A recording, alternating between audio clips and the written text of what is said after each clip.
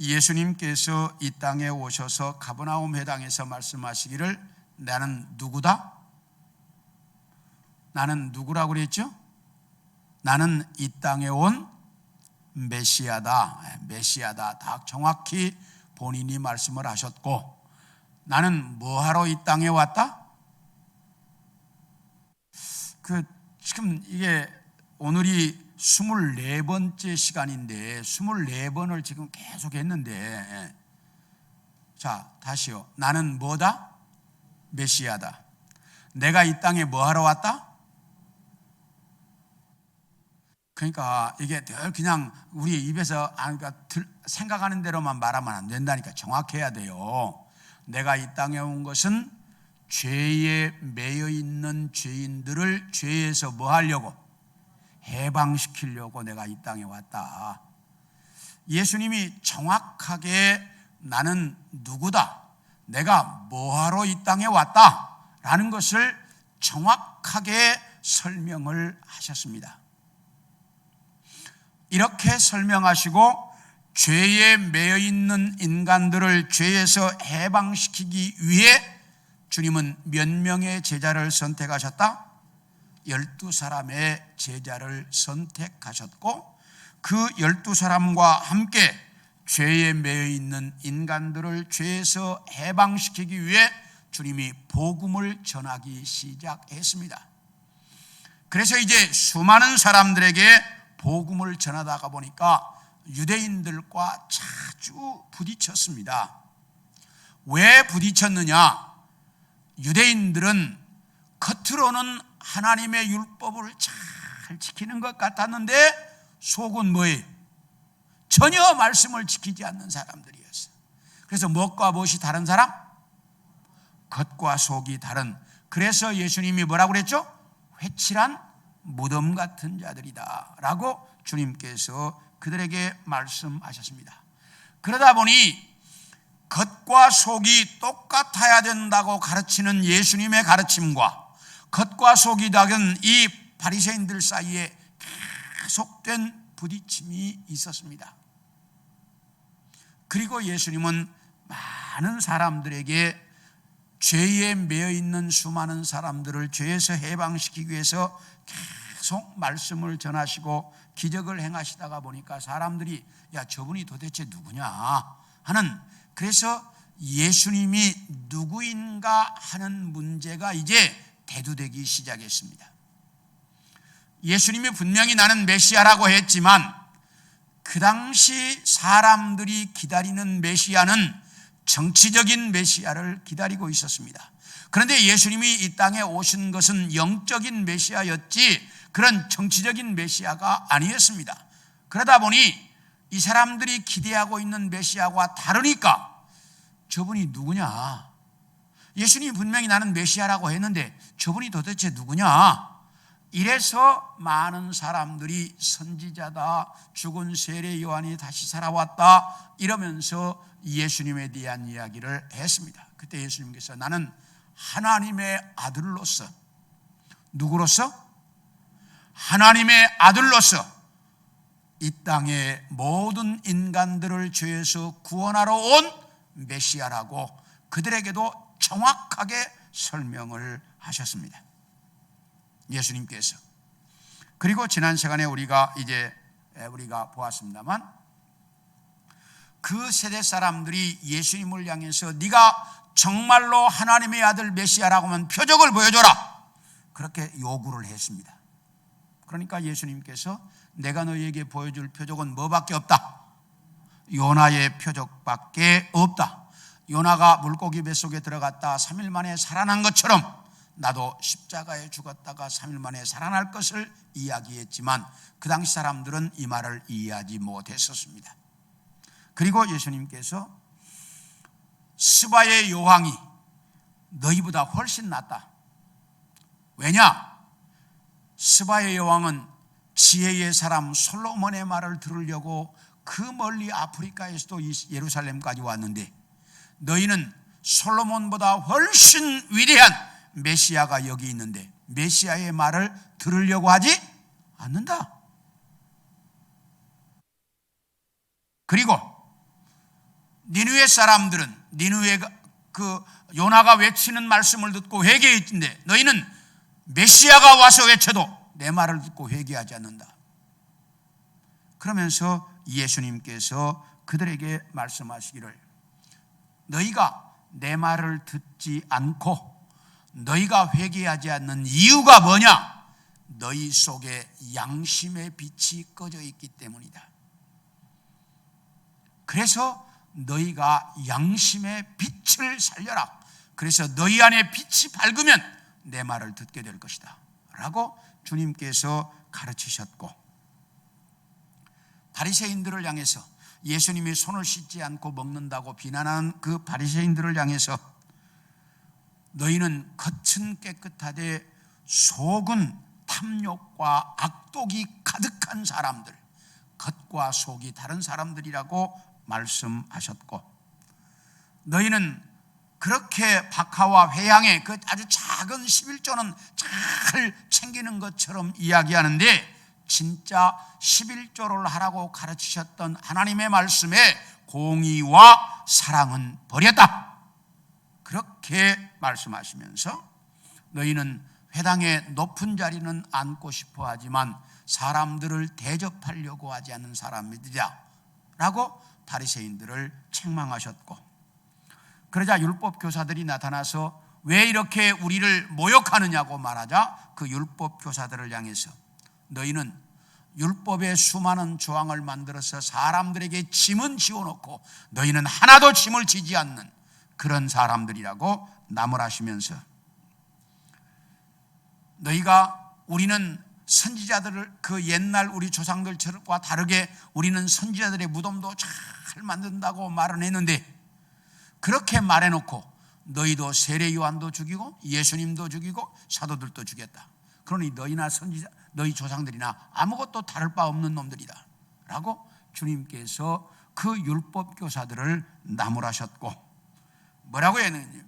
창세 이후로 모든 선지자들의 핏값을 너희가 감당해야 할 것이라고 주님께서 율법 교사들에게 책망하셨는데, 그 책망대로 AD 70년에 로마가 멸망했다 하는 것도 지난 시간에 공부했습니다.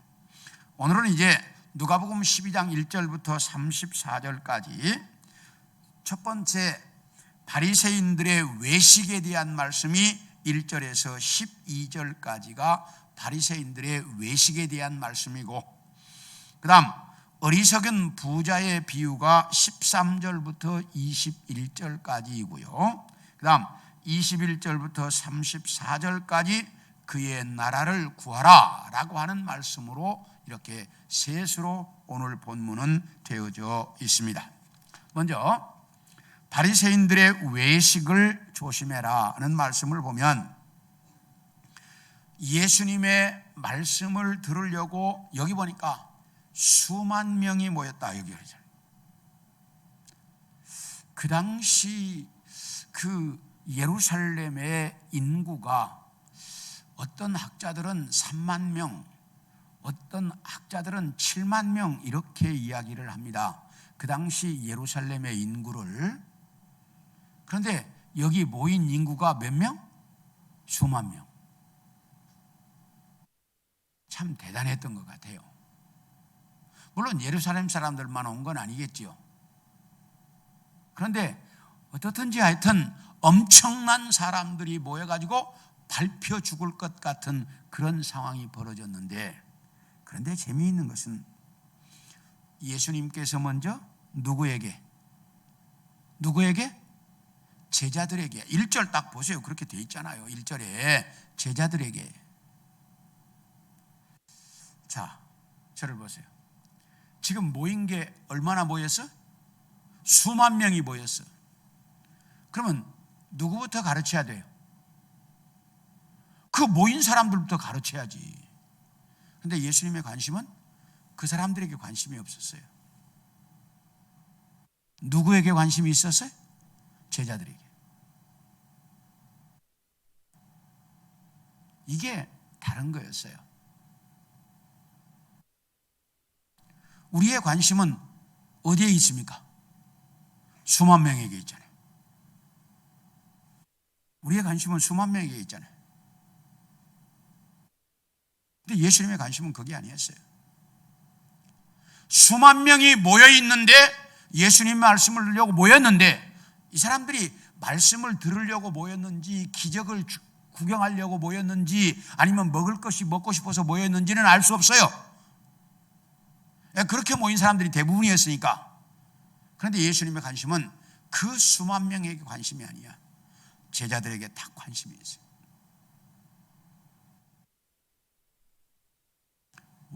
왜냐? 앞으로 예수님이 하늘나라로 가시고 나면 그 사역을 해야 할 사람들이 누구이기 때문에? 제자들이기 때문에.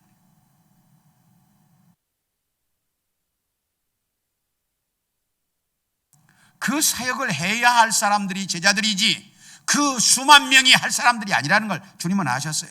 그러니까 그 사람들은 다 이제 돌아서서 예수님이 십자가에 못 박아라고 외친 사람들이 대부분이었다 이 말이에요. 그래서 예수님은 제자들에게 딱 관심을 가지고 제자들에게 말씀해서 가르치기 시작했는데, 뭐라고 얘기했냐면, 너희는 바리새인들의 누룩 곧 외식을 주의해라. 딱 이렇게 말씀하셨어요. 바리새인들의 외식을 주의해라. 그런데 왜 누룩 곧 외식이라고 했을까? 자, 누룩은 밀가루 속에 들어가 있는데, 밀가루 속에 들어가면 밀가루를 어떻게 만들어요? 부풀게 만들어요. 그러니까 밀가루가 부풀어 있는 것을 보면 저 속에 뭐가 들어갔다? 누룩이 들어갔다는 걸 알아요. 금방 표시난다 이 말이에요. 그런 것처럼 바리새인들의 외식도 금방 뭐 할 거라는 거예요? 드러날 거라는 거예요. 금방 드러날 거라는 거예요. 그러니까 이 외식이라고 하는 것은 아무리 감추어도 다 뭐하게 돼 있다? 드러나게 돼 있다는 거예요. 그러니까 비진리는, 거짓과 그런 속임수는 금방 드러나게 돼 있어요. 세상에서 아무리 완벽한 내가 이 범죄가 되어서 숨겨서 법원이, 경찰들이 찾지 못하고 또 법원이 심판을 못 내려서 내가 평생 그것을 숨기지 않고 살았어. 그렇지만 누구 앞에 서면, 주님 앞에 딱 서면 그 범죄는 드러난다 안 드러난다? 그것은 눈같이 딱 드러나게 돼 있어요. 아무리 숨겨도 주님 앞에 딱 서는 순간은 모든 것이 다 드러나게 돼 있어요.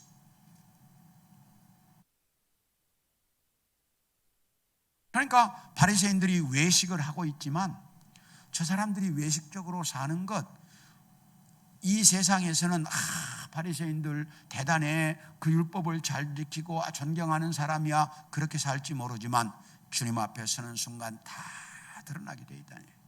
그러니까 제자들에게 가르치는 거예요. 너희는 저 바리새인들의 외식을 주의해서 너희는 절대로 외식적인 인간이 되지 말아라. 그 말이야, 주님.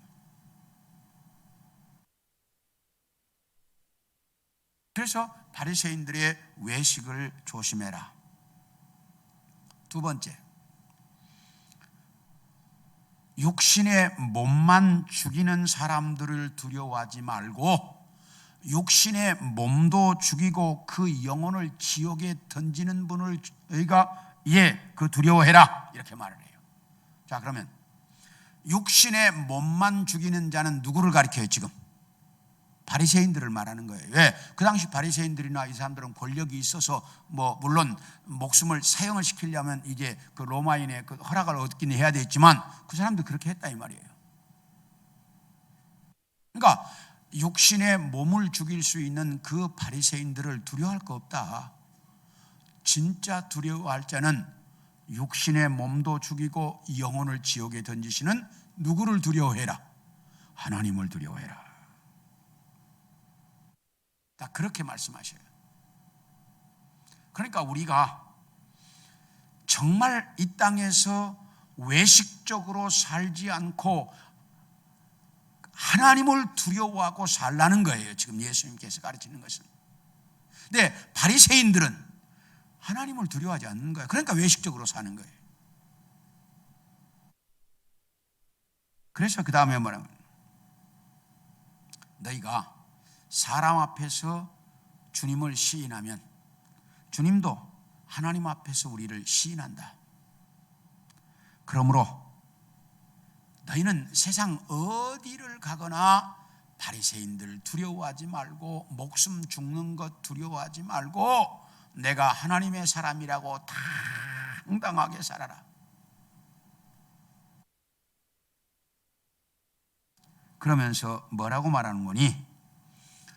그렇게 권세 있는 자들 앞에 끌려가면 성령께서 너희가 뭐라고 말해야 될지를 다 가르쳐 줄 테니까 걱정하지 말고 너희가 하나님을 두려워하고 살아라. 그렇게 주님께서 제자들에게 가르치셨어요. 하나님을 두려워하지 않고 외식적으로 사는 저 바리새인들처럼 살지 말고 하나님을 두려워해서 세상 어디를 가나 당당하게 하나님의 사람이라고 너희가 이야기하고 그렇게 살아라. 성령께서 너희가 어디 가든지 뭔 말을 해야 될지 가르쳐 줄 테니까 그래서 하나님 두려워하고 살아라. 이렇게 주님께서 제자들에게 가르치셨어요. 자, 우리는 이 세상을 살아가면서 참 많은 핑계를 댑니다. 그래서 참 직장인들이 직장에 가서도 내가 교회 집사요 장로라고 쉽게 말을 잘 못하는 사람들도 많이 있다 이 말이에요. 그렇게 살지 말라는 거예요. 어디를 가나 당당하게 내가 예수 믿는 사람이고, 나는 예수 믿는 교회의 집사라고, 난 예수 믿는 교회의 장로라고, 나는 예수 믿는 교회의 사람으로서 권사라고 당당하게 이야기하고, 내가 정말 사람들 앞에서 내가 예수님의 사람이라, 예수 믿는 사람이라고 딱 이렇게 표시하고 살라는 거예요. 이상하게 전 어디를 가도 잘 숨길 수가 없는 게, 사람들이 보면 딱 그러더라고. 혹시 목사님이냐고 딱 물어봐요. 그래서 아니 뭐 어떻게 하냐고. 그러니까 목소리부터가 다 표시나요? 딱 그래. 그러니까 목소리부터가 표시가 난대. 그러니까 그 사람들이 어떻게 하는지는 잘 모르겠어. 하여튼 그래서 딱 가서 이야기하면 뭐 물건 이거 좀 주세요. 그러면 목사님이세요? 이런 사람도 있더라고. 그래서 당신 교회 다니냐고 물어보니까 교회 안 다니는 사람도 그러더라니까. 그래서 야, 이거 어디 가서 절대로 못 숨기겠구나 이런 생각을 가끔 합니다. 정말 여러분들이 어디를 가나 이렇게 당당하게 하나님의 사람인 것을 시인하고 살라는 거예요. 바리새인들처럼 외식적인 인간이 되지 말라고 주님께서 말씀하셨습니다. 이렇게 이제 예수님께서 가르치고 나니까 무리 중에 한 사람이 튀어나와서 그러는 거예요. 선생님, 우리 형에게 좀 이야기해서 그 아버지의 유산을 좀 분배해 주라고, 동생에게도 분배해 주라고 좀 가르쳐 주십시오 라고 이야기를 했습니다. 아마 그 형이 동생들에게 유산을 안 나눠줬던 것 같아요. 이제 세상을 살다가 보니까 참 돈 앞에 이 형제도 뭐 이렇게 부모 자식도 없는 그런 현상들이 너무 많이 나타나가지고 참 재미있다 이런 생각을 많이 하는데 정말 가슴 아플 때가 많아요. 그런데 특히 유산 가지고 그럴 때가 많아요. 그러니까 여러분들에게 제가 언젠가 그랬어요. 자식들에게 유산 물려주려고 하지 마라. 그래서 유산이 있으면 선교헌금하고 죽어라. 그래서 하나님의 선교사들 보내고 유산 자식들한테 물려줘 놓고 나면 자식들 싸움 돼. 그러니까 살아생전에 잘 가르쳐 가지고 그리고 결혼 잘 시켜서 재금 딱 내주고 그럼 끝이야. 그리고 나머지 갖고 내가 잘 살다가 내 죽고 나면 선교연금하고 딱 하는 거예요. 우리가 그렇게 사는 게 아름다운 게 세계에서 제일 큰 선교회가 미국 북장로교회 선교회입니다. 미국 북장로교회 선교는 어느 정도 되냐? 선교회에 전용 비행기가 있습니다. 선교회가 비행기를 가지고 있어요. 그래가지고 아프리카 오지에 있는 선교사가 문제가 생겼다면 자기 전용 비행기를 띄워가지고 선교사를 구해와요. 그럴 만큼 선교회가 어마어마해요. 미국 북장로교회 선교회는. 근데 어떻게 그렇게 선교회가 어떻게 돈이 그렇게 많냐? 북장로교회 교인들이 다 죽으면서 자식들에게 안 물려주고 우리 교단 선교회의 선교연금하고 죽은 거야 다. 그래가지고 그 선교회가 그렇게 커져서 그 선교회가 그런 일들을 해요. 그러니까 우리는 이런 것들을 좀 생각해. 여기도 이제 그 아버지가 그 유산을 물려주고 갔는데 이제 형이 혼자 다 먹었는지 뭐 어쩌는지는 모르지만 동생들한테 안 준 것 같아. 그러니까 동생이 예수님을 찾아와가지고 우리 형한테 이야기를 해서 그 유산 좀 분배해 주라고 좀 해주십시오. 이렇게 예수님께 부탁을 했습니다. 그러니까 예수님께서 이 사람아, 내가 무슨 재판장이나 물건 나누는 사람이냐? 나는 그런 사람 아니다. 그러면서 너희가 이 땅에서 살아가는 동안 탐심을 버려라. 사람의 생명이 재산 많은 데 있는 거 아니다. 탐심을 버려라. 사람의 생명이 재산 많은 데 있는 거 아니다. 그러면서 가르치신 비유가 어리석은 부자에 대한 비유입니다. 뭐라고 이야기하냐면 어떤 부자가 농사를 지었는데 대풍을 맞았습니다. 어마어마하게 풍년이 들어가지고 많은 곡식이 소출이 된 거예요. 그러니까 이 곡식을 다 어디 놓을 데가 없어. 그러니까 창고를 크게 짓고 이 창고에다 곡식을 다 쌓아놓고 배를 두드리면서 뭐라고 얘기하냐? 내 영혼아, 내가 죽을 때까지 먹고 쓰고 살아도 남을 만큼 다 모아놨다. 그러니 이제 평안히 쉬고 먹고 마시고 인생 즐겨보자. 다 이랬다고 말이에요. 내가 내 평생 산 동안 먹고 마시고 즐기고 살아도 다 못 쓸 만큼 모았다 이제.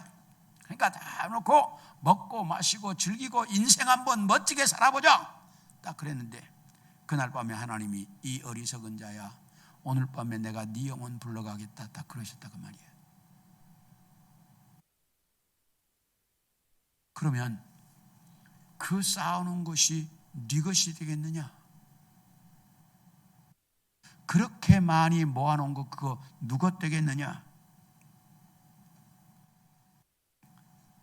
이게 어떤 사람이냐? 바로 여기 그렇게 이야기해요. 어리석은 사람이다. 재물이 자기 인생 전부인 줄 알고 살았던 사람의 모습이 이 모양이다. 그렇게 주님께서 이야기하고 있습니다. 우리가 인생을 살아가면서 이 주님의 가르치심을 잘 기억해야 돼요. 그것이 우리가 인생을 살아가는데 돈이 필요합니다. 필요해요. 왜? 먹고 또 입고 자식도 가르쳐야 되고 뭐 그래야 되니까 필요해요. 그런데 그것이 내 인생의 전부인 줄로 착각하지 말라는 거예요. 그것이 내 인생의 전부는 아니라는 거예요. 내 인생의 전부는 하나님께 달려있다는 것을 알고 살라는 거예요. 그러므로 우리는 하나님을 잘 섬기는데 내가 필요에 따라서 뭐 재물이 있는 거 감사하고 기뻐하고, 그러나 내가 재물이 필요해서 벌기도 해야 되고 노력도 해야 되고 모으기도 해야 되지만, 그러나 그것은 내가 하나님을 섬기고 사는 부차적인 것이지 그게 먼저가 돼서는 안 된다는 거예요. 그래서 우리는 이 땅에 살아가는 날 동안 이런 어리석은 사람의 모습으로 살지 말아라 라고 주님께서 가르치고 있습니다. 그래서 우리는 이 땅의 재물을 쌓는 것이 아니라 하늘의 재물을 쌓는 자로 살라, 그렇게 가르쳐요. 그래서 오늘 21절에 자기를 위하여 재물을 쌓아두고 하나님께 대하여 부여하지 못한 자가 이와 같다, 그렇게 딱 말씀해요. 그러니까 이 어리석은 부자는 자기를 위하여 땅에서는 쌓았지만 하나님을 위해서 하늘에 쌓아두지는 않은 사람이에요. 그런 인생을 살지 말라는 거예요. 그래서 우리가 이 땅에 살아가는 날 동안 정말 하늘에 내 인생과 내 삶의 재산을 쌓을 줄 아는 그런 성도들로 이 땅에서 살아갈 수 있기를 소원합니다. 그리고 이제 마지막에 그의 나라와 의에 대해서 주님께서 가르치고 있어요. 예수님께서 이렇게 이제 그 어리석은 부자의 비유를 가르치고 나서 또다시 제자들에게 이르시되 이렇게 말씀하셔요. 그러니까 주님의 가르침은 지금 누구에게 집중이 돼 있어요? 제자들에게.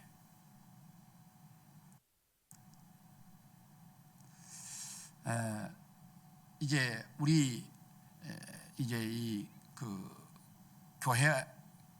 교회론을 가르치면서 늘 하는 이야기가 있습니다.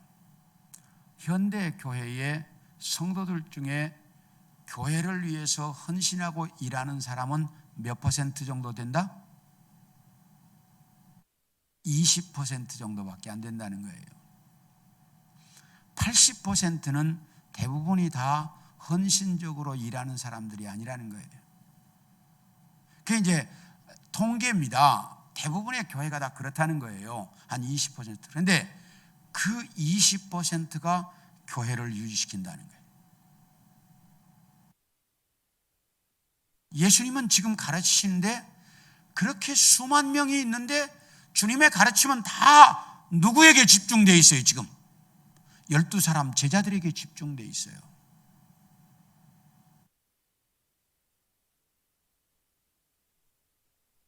이 수만 명보다 이 12사람이 더 큰 일을 하리라고 주님은 다 보시는 거예요. 지금.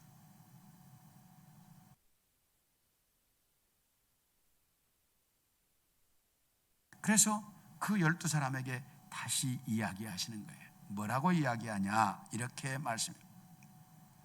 목숨을 위해서 뭘 먹을까? 몸을 위해서 뭘 입을까? 염려하지 말아라. 목숨을 위해서 뭘 먹을까? 몸을 위해서 뭘 입을까? 염려하지 마라. 제가 이제 우리 친구들을 통해서 들은 이야기는 옷을 참 못 입는 사람 중에 하나다. 이런 이야기를 자주 듣습니다. 왜? 별로 관심 자체가 없어요. 그러니까 하여튼 되는 대로 그냥 입어요. 별로 이렇게 그 사람들이 그래요. 우리 집사람은 자꾸 그러니까 저한테 뭐라고 해요. 나 욕먹이지 말라고 그러는데 별로 이런 게 참 관심 자체가 별로 없어요. 그리고 제가 이제 우리 집사람한테 하는 얘기예요. 우리 성도들한테 하는 얘기가 아니고 얼굴 이만하면 대충 입어도 되잖아. 내가 이제 우리 집사람한테 늘 하는 얘기입니다. 이만하면 대충 입어도 괜찮아. 제가 그렇게 늘 이야기합니다만은 그러나 진짜 관심 자체가 별로 없어요. 근데 주님께서 제자들에게 다 그러는 거예요. 뭘 먹을까? 뭘 입을까? 염려하지 마라. 저 까마귀를 봐라. 저 까마귀는 심지도 않고 거두지도 않고 먹을 거 쌓아놓을 창고도 없다. 그런데 죽지 않고 잘 먹고 잘 산다. 제가 뉴질랜드를 갔다가 언젠가도 한번 여러분들에게 소개를 했습니다만 재미있는 새를 봤어요. 그게 이제 키위새라고 하는 새인데, 새는 새인데 뭐하지 못해? 날아가지 못하는 새. 그래서 왜 날아가지 못하는 새가 됐냐? 그러니까 이 뉴질랜드라고 하는 나라는 화산섬이에요. 그러니까 이 화산섬이다 보니까 뱀이 없어, 숲에. 그리고 해충이 없어. 그러니까 해칠 게 없는 거예요. 뱀도 없고 해충이 없으니까. 그러니까 새가 날아와서 앉았어. 근데 주변이 그냥 먹을 것 천지야. 그러니까 날아서 먹을 것 찾으러 갈 필요가 없어. 그냥 앉아서 먹고 또 자고, 또 그렇다고 해서 누가 해치는 해충도 없으니까 먹고 자고 먹고 자고 먹고 자고 이러다 보니까 뭐가 필요 없어졌어? 날개가 필요 없어졌어. 그래가지고 몸만 뚱뚱해가지고 못 나는 거야.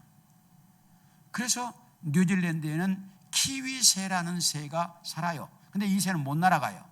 몸만 뚱뚱해가지고 다 먹고 자고 먹고 자고 그냥 그런, 누가 해충이 없으니까. 그래서 지금은 이제 그 키위새를 하도 많은 사람들이 잡아다가 먹어버려가지고 뚱뚱하고 보니까 살은 많고 그러니까 잡아다 먹어버리고 국가에서 이제 이렇게 보호를 한다고 그러더라고요. 못 잡게. 그러니까 그 새를 봐라. 새들도 저렇게 잘 먹고 잘 살도록 하나님이 기르신다. 그러니 먹고 입는 것 그렇게 별로 신경 쓰지 마라. 염려하지 마라. 그러시면서 뭐라고 이야기하냐면, 너희가 염려한다고 해서 키를 한 자라도 더 키울 수 있냐? 안 되지 않냐? 너희가 염려한다고 너희 몸 키를 한 자도 키울 수 없지 않냐? 그러니 그런 거 먹고 입는 거 걱정하지 마라. 그 다음에 들에 핀 백합화를 봐라.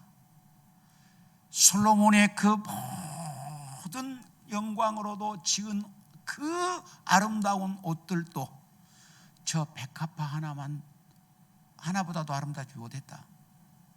왜? 자연의 아름다움이 인간의 인공의 아름보다 아름답다는 얘기죠.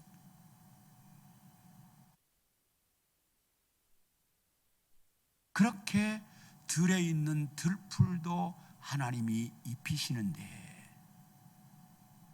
너희 그냥 놔두겠느냐? 그러면서 딱 이야기하는 것이 뭐라고 말하는 거니? 이렇게 말해요. 이 염려는 세상 사람들이 하는 것이고 하나님께서는 너희에게 뭐가 먹을 게 필요하고 뭐가 입을 게 필요하다는 걸 다 아신다. 그러니 그런 것들 그렇게 많이 염려하지 말아라. 그러면서 너희가 해야 할 일은 하나님의 나라를 구하는 것이다. 너희가 하나님의 나라를 염려하고 하나님의 나라가 이루어지기를 위해서 너희가 수고하고 하나님의 나라가 더 확장되기 위해서 노력하고 살면 하나님께서 먹고 입는 것 다 필요한 줄 알고 채워주신다.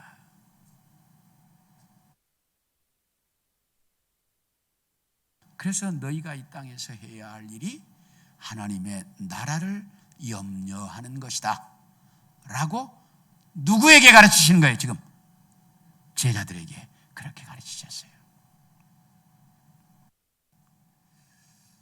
그리고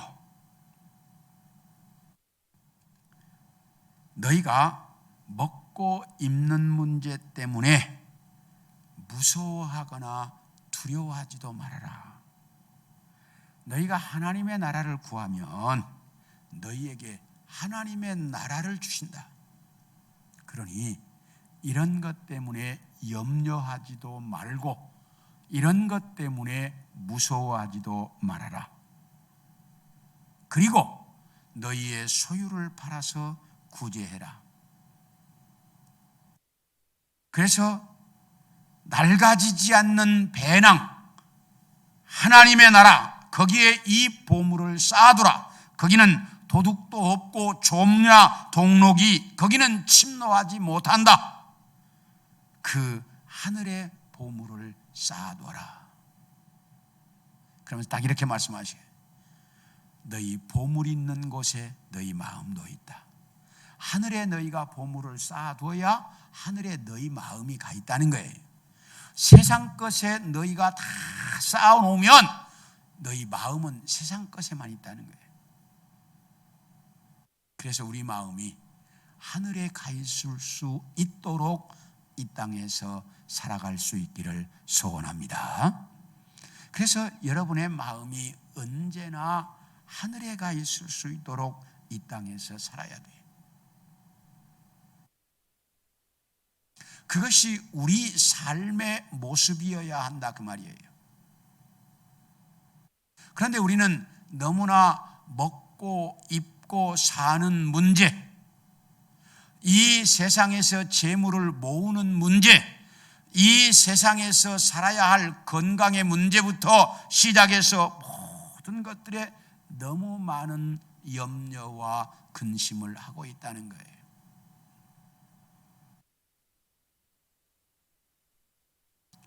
그래서 우리가 이 땅에 살아가는 날 동안에 이런 것들에 너무 많이 매여서 너희 마음이 거기에 가 있도록 살지 말고 너희가 하나님의 나라에 많은 투자를 하고 거기에 대해서 많은 시간을 들이고 노력함으로 너희 마음이 어디에 가 있도록? 하나님께 가 있도록 살아라. 주님께서 제자들에게 가르치신 내용이 그거예요. 이제 원하기는 우리 성도들도 이 세상에서 믿음으로 살아가는 동안 우리의 마음이 주님께 가 있을 수 있도록, 하나님의 나라에 가 있을 수 있도록 이 땅에서 살아갈 수 있기를 소원합니다. 그래서 여러분들이 정말 내가 교회를 위해서 헌신하고 정말 열심히 일한 사람들은 교회에 마음이 있어요. 그래서 보물 있는 것이 너희 마음이 있다, 이렇게 말씀하신 거 이유가 있어요. 그리고 우리가 정말 주님을 위하고 하나님의 나라를 위해서 이 땅에서 헌신하고 살았던 사람들은 하나님의 나라에 내 마음이 가 있어요. 그런데 그렇게 살지 못한 사람들은 우리 마음은 내가 그렇게 많이 노력하고 헌신하고 수고한 데 가 있게 돼 있어요.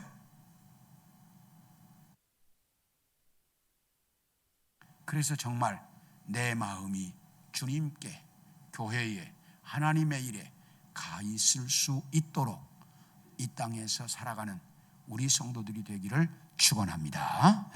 그래서 여러분들이 정말 우리 마음이 언제나 하나님께 가 있도록 그렇게 한평생을 살아가는 우리 성도들 되어주시기를 축원합니다.